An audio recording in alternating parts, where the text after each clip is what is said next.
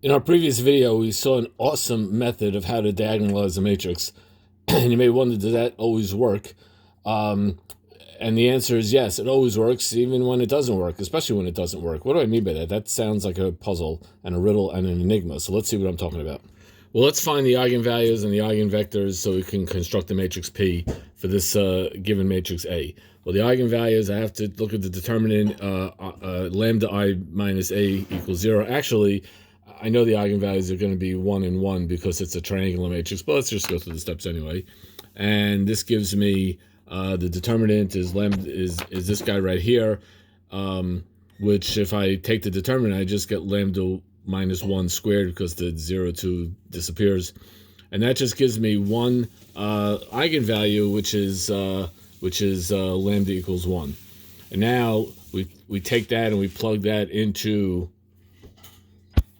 we take the value 1 and plug it into this matrix right here, and that gives me this guy right here, which now, which is equal to, if I just subtract, is equal to 0, 2, 0, 0.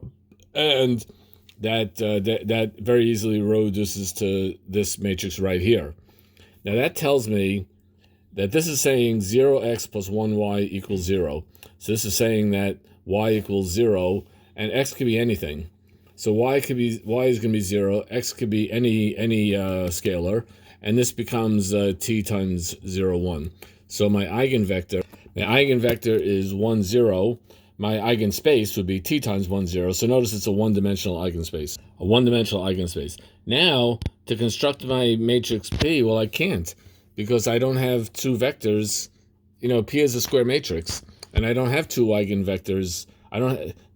In other words, all I have is this one eigenvector. So if my whole trick is to take the eigenvectors and line them up, well, I didn't get a square matrix. I don't have it. And you may say, well, why don't we just line it up twice? Well, that ain't going to work, because P has to be an invertible matrix, and this is not invertible. So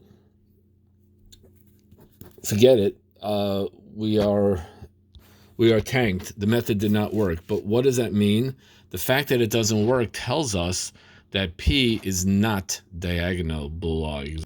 I meant A is not diagonalizable, which I can never pronounce that word. Which means that yes, the method didn't work, but the fact that the method didn't work tells us that the matrix A was never diagonalizable, because not every matrix is diagonalizable. That's if it was easy, everybody would do it.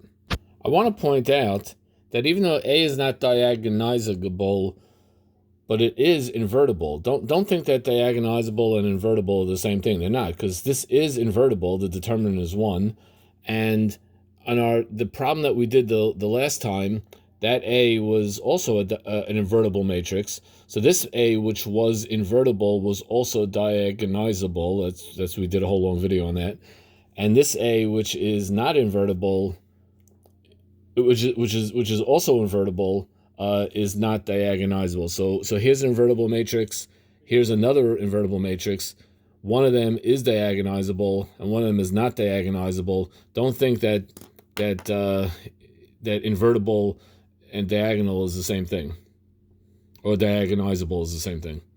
I also want to point out that the matrix A, which is this guy right here, this matrix is not invertible, but it is diagonalizable.